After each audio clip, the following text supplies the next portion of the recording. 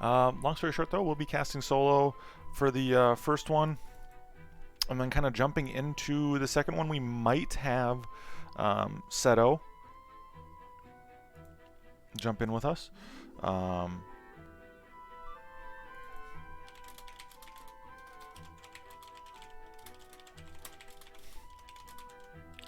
Just making sure everyone's aware.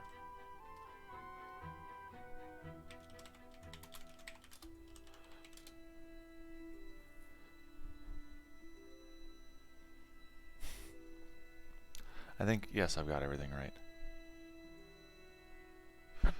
Yeah, we should be able to go. Alright, I gotta change the overlay a little bit quickly, but we can do that while we are kind of chilling out.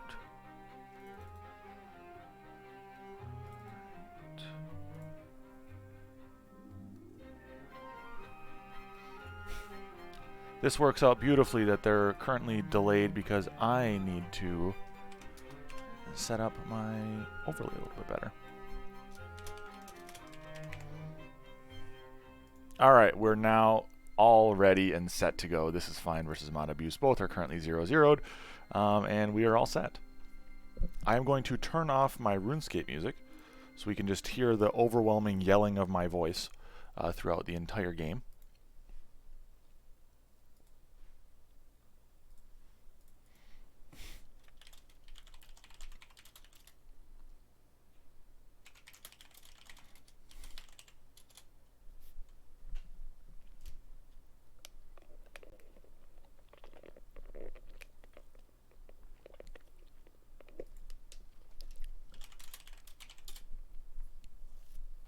As we can see, Mastermind option is selected.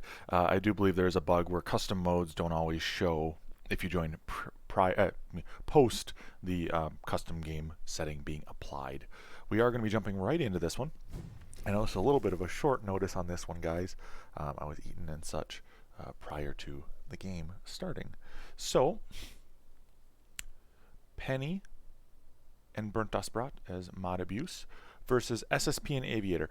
I personally think I will give this game overall, the series, to Penny and Burnt Dust Brat, but I do know Aviator and SSP are fierce competitors, and I can't say this will be an easy one for either team. We do have Yanka Mayanka as the guild all across, as a fun little fact. Aviator going Cartel right out the gate. All things considered, looking at his role, he does have actually a pretty nice role overall. A lot of different opportunities for that with the Nightmare Butcher, Sov Butcher, so on and so forth. We see Cartel coming out of Burnt Das Brat, which I will now be referring to as Julian, or just Burnt. I think Burnt might be better. Penny going Chaos. Not a great opening role for Penny in the Chaos. And then Greed out of SSP. I think everybody has some interesting opportunities in this game, though I do think if I look at the roles currently, Aviator with his Cartel looks very strong. So we'll kind of see what happens. SSP does have quite a few different opportunities with a Grarl in his role, especially with Grarl Windhawk. He's got APS, Elite Archer, got a couple different options. We do see the Grarl. I'd imagine this will probably be Grarl 5-worker Windhawk, but we'll see what happens here. We see the Nightmare for the Nightmare Butcher setup, and then we see a Poda coming out of Burnt, and then Penny with an interesting start of Warg Seraphin. When life gives you lemons, you make lemonade, or you throw away the lemons. So it kind of depends a little bit on how it's going to go. We do see double king ups all around the board aside from Julian. Julian is the only one who did not king up here, and he does have a Grarl in front of him. So I imagine SSP will stay 4 workers and drop a Windhawk down here. And he doesn't do that. It does indeed do that. He will now hold a 40 send on this wave, whether it be DTs, Lizard, or Snails. We see 5 workers on both Penny and Aviator. Julian only at 4, SSP only at 4. So currently workers are about even, a little bit in the value side going over to SSP. You do see Burnt does have a little bit extra gold sitting there. He does get the DT out, though sadly it will not leak. We do see the pings coming in from one team. I wish I could see who. But SSP does hold there. Julian does immediately go 5 workers. I would not be surprised to see Julian go 6 workers here, getting a 20 on both 1 and 2, with a, relatively speaking, pretty solid start in the POTA. But we'll kind of see what happens. There is the 6 worker out of Julian. Both Aviator and SSP are probably going to stay 5, so the worker advantage does swing over to Penny and Julian, though not a huge worker advantage nonetheless. We do see sends coming across the board. Julian going for the 7 worker setup on this POTA. That is mighty ballsy of him. Though I think if there is a unit currently in his role that can do 7 worker, it is in fact POTA. POTA is a very disgusting unit indeed. 40 cent going into Penny here. Penny adding a Serpent. This is a little bit of a sketchy one. I don't know if everyone's favorite clown can hold here. There's going to be, I think, a little bit too much aggro going on to each individual unit, but the Seraphim didn't get blocked forever by the DT. So he'll probably leak small, but not bad enough to make too big of a fuss. 39%, I think he'll take that with a 6 worker start. We do see 7 workers across the board out of SSP and Aviator here. SSP does go for the Violent. Aviator goes with the normal Oathbreaker setup. Though you do see here that there's not going to be much gold shifted out of either SSP and Aviator, whereas Julian is 7 workers with the gold in hand. So this is where Aviator really can either shine or falter with that 7 worker, right, on Julian. If Julian cannot hold the DT Snail here with the masks, he is going to be in a pretty big disadvantage. Though that is, again, a positive in a certain sense, because Penny and Julian both have Mythium on hand, and Penny is indeed shifting here. So I'm not sure exactly what Penny's going to go for. We do see the extra snail tacked on for Julian, so let's kind of key in here, because I think this is the most important current situation to look into. It does look like Julian will hold. That mask doing absolutely phenomenal work for him. If it's a leak, it's going to be so small it doesn't matter. The DT is literally the last thing to get targeted, which is about the best case scenario if you're Julian, right? Best case scenario for Julian is to just have nothing, nothing to deal damage, and the last unit being the DT doesn't really stop him much. We see double turtle coming out of SSP. Let's see here. What did... Okay, Penny shifted for the Sandworm Deep Coiler. I do not believe double DT will be enough to get through this, but Penny is lacking a little bit of tank that is non-swift in this scenario, right? The Devilfish being one of his tank units isn't great. We do see the last second imps coming out of Julian here into SSP. Are the imps going to be enough here? It does seem like the imps are shredding through SSP's Violet pretty quickly.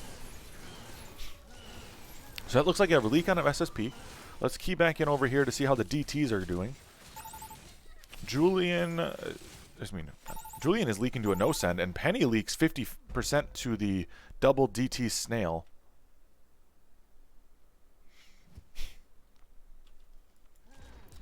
The last second imps were kind of beneficial for Julian to get out there. Julian does go 9 worker now, so again the worker advantage still on Penny and Julian, but they got first king damage, and SSP and Aviator did not take any damage there. Aviator's build is doing a good job of delaying. We do see double DT coming out of Aviator now into Julian.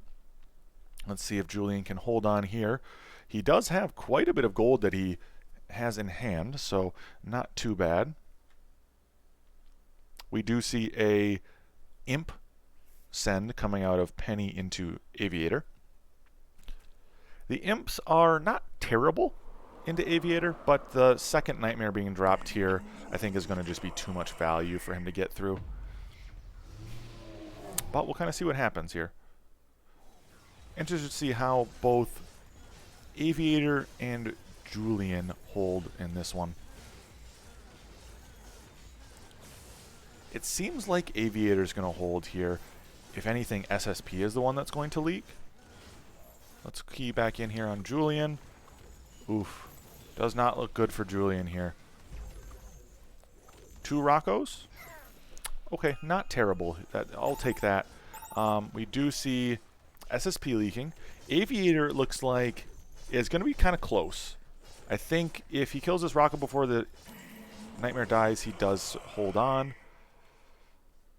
So, Penny going for the Starve play and going for the Imps here on 6 over just sending with Aviator on 5.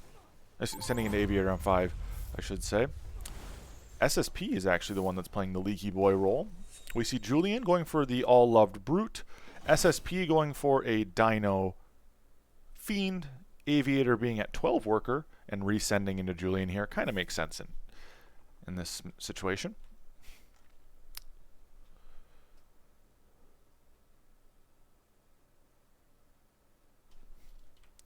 Julian going for the Hellraiser here. We do not see any extra sends out of Penny and Julian here. Nothing too crazy. Okay, a Lizard being added into SSP send. I imagine this is wholly just to try to take down the Nikomata, right? SSP showed the Nico last wave, and so they're trying to counter that. It does seem like at this point like Aviator and SSP want to go late game with this, being that they are income sending a lot more frequently than Julian and Penny. That being said, Julian is doing a phenomenal job of holding and pushing with this POTA. And it looks like the Frenchman does indeed hold here. Comes down a little bit to the wire, but nothing too crazy. Drake coming out of Penny here. And Aviator sending a DT again. And the question is, does Julian go for the shift here, or does he build? He is building a single warg. Is that all he's going to go for? 86 gold still on hand, 170 under. In this situation, you'll see often that someone will try to shift with something like a POTA, especially with the Hell-Raising Mask. Tantruming Mask. But it does not seem like Julian feels confident enough in his current situation to be able to push or shift more than just the 60. He already immediately pushed. Going up to 15 workers now. My God. The man is going for something. And we see Aviator here getting the Drake holding pretty well, actually. He got a head chef on this wave, which the Drake does counter, but it does a pretty good job of clearing there. 16 workers on Julian. The man is on a mission to push workers. He does income send here. It's interesting to see what Aviator does. He's got quite a bit of gold on hand at 312, so he does not get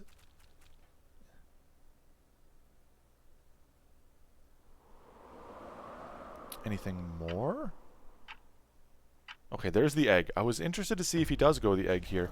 We do see the egg dropped. I think the egg in this position is not bad, right? Because he's pretty strong with a head chef on this wave.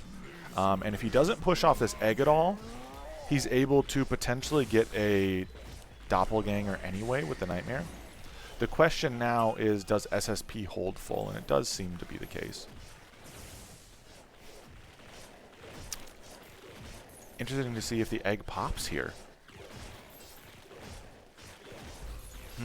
I'm not sure if that was the intended play by Aviator, excuse me, is to have that egg pop.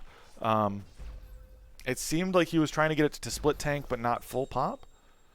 And it does indeed end up popping on him. So he has 352 gold now. Does he go for the Nightmare upgrade, or does he go for another egg?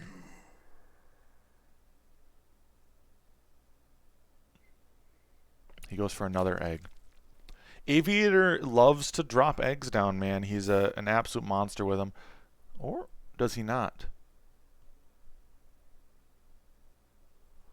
I think he's kind of tossing back and forth in his head if he wants to go for the egg. We do see... There's the egg there. We see Titan, Lizard Army, and Investment. So there's not much that really threatens the egg here on 11, sans the fact that there's potential for a large send. But nothing too crazy there.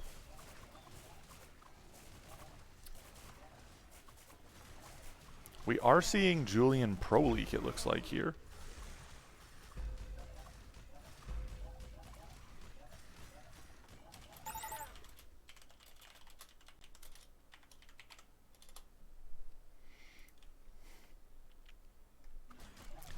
Julian, at that point, is probably pro-leaking and happy with it because he does see the egg now out of Aviator.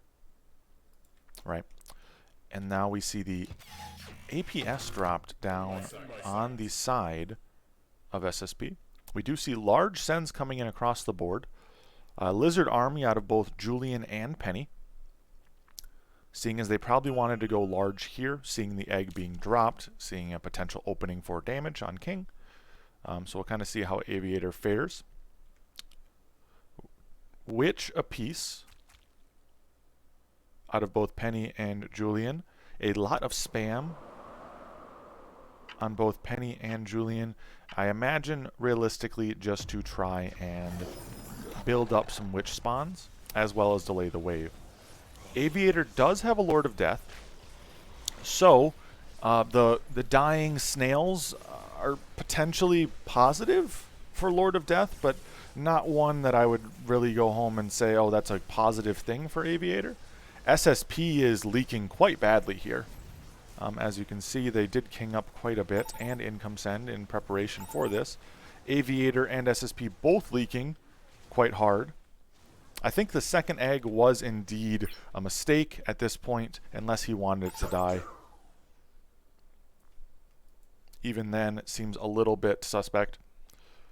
He's good on value, but with something like Lizard Army on the board and they do not send on 10, it just leads to a pretty big send here on 11. And quite a lot of king damage at that. Let's see here if we can see the leak gold values. You can see here down on the bottom, both Julian and Penny gaining quite a bit of gold here. Though, I will harken back and say Julian and Penny did themselves leak, right? So there was a little bit of gold gain back on Aviator and SSP. That being said, Aviator and SSP do have a worker disadvantage, as well as have Lizard Army kind of bearing down on them. So, if Penny and Julian want to go for a resend on 13, or something of the sort, they do have the extra funds to do such things.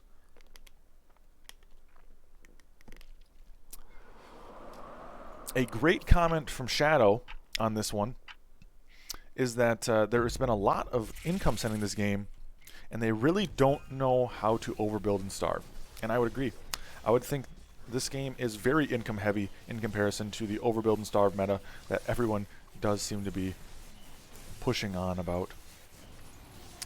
Aviator does pop another egg here, which I think is probably a smart idea. Trying to build up that tank line for a potential resend on 13. We do see quite a big Mythium advantage here on Penny and Julian. As you can see, 246 and 228. Oh, just not Mythium. That's the gold gain from leaks. I'm on the wrong thing. 240 and 260. Excuse me. So we can see here, it looks like it's just going to be a Lizard Army fake at this point. I don't see anything really happening here. Though you can kind of see SSP and Aviator preparing, I would argue, slightly for this wave, as well as trying to push for the hold on 14 or 15.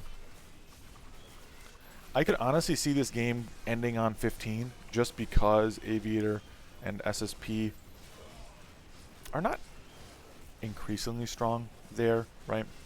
If you've got something like Nightmare Butcher, traditionally teams are going to want to send you on 15.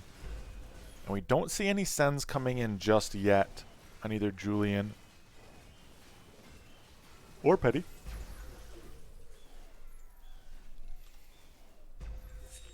It seems like this game is going to go to 15. And we might see the Colossal Sends come out there. Julian with quite a bit of extra gold in pocket, almost enough to actually get him close to hold value. He is by far the best out of Julian and out of the Mod Abuse team in terms of holding value-wise. That being said, you look over at Aviator, and with all these popped eggs and staying low worker push, right? Aviator is truly a man of culture. The overbuild and starve is strong in this one. And I see it potentially paying dividends for him here momentarily.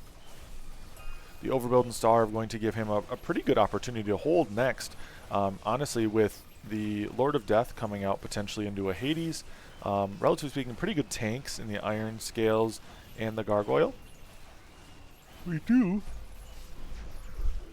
see sends coming out here of Shamans, a piece on Julian and Penny. A Kraken coming out from SSP, and a Siege Ram coming out from Aviator.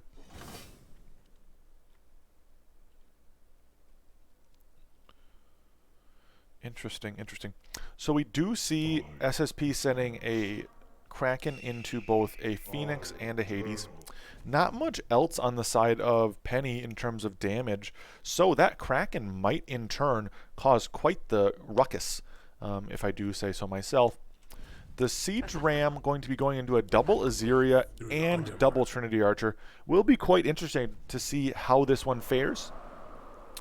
Quite a lot across the board. We do see Aviator spamming Gargoyles, trying to give himself a little bit more delay / tank. I'm surprised to see he did not go Lord of Death upgrade here. Spam coming out of Julian's into SSP. I assume to try to slow down Trinity Archer. And now we see the Kraken doing Kraken things and just delaying for God knows how long. Kraken not even being killed. And that indeed does look like game for SSP. It's for game 1-1 by SSP and Aviator, and this is fine. They can't see this, but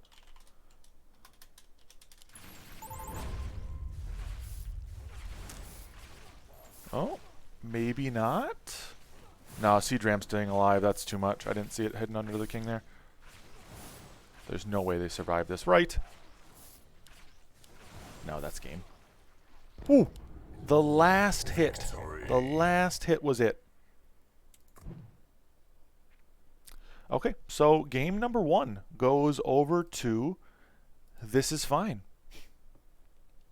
Aviator with that egg play, man. That egg play really changed the entire landscape of that game. Him being able to overbuild and starve with eggs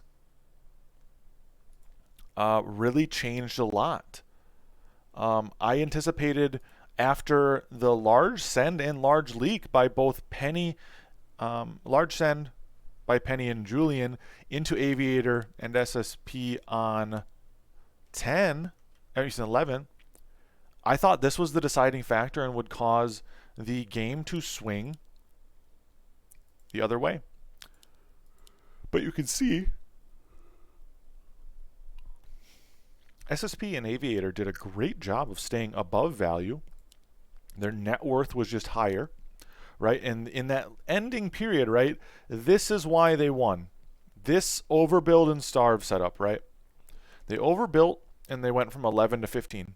Not much you can do then if you're in Julian and Penny's shoes.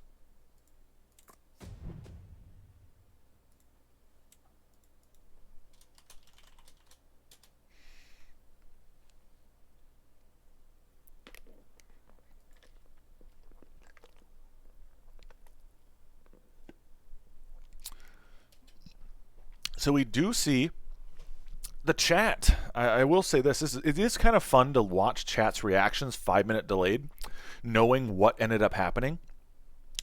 Witterson coming in here and just BMing Aviator and SSP about that egg play early game, only to soon realize that Aviator's egg play was in fact the winning roll.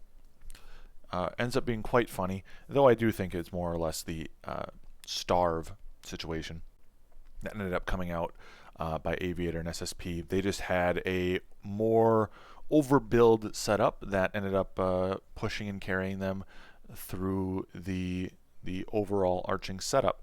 Kind of makes sense when you look at it like that.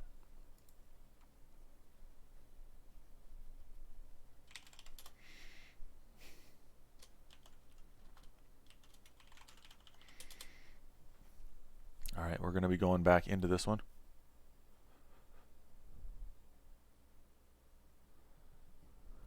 I think last game goes much differently if Aviator's egg does not pop on 9. If Aviator's egg does not pop on 9 and he's able to get the Nightmare into a doppel for 10, he completely controls that game and never even has a worry.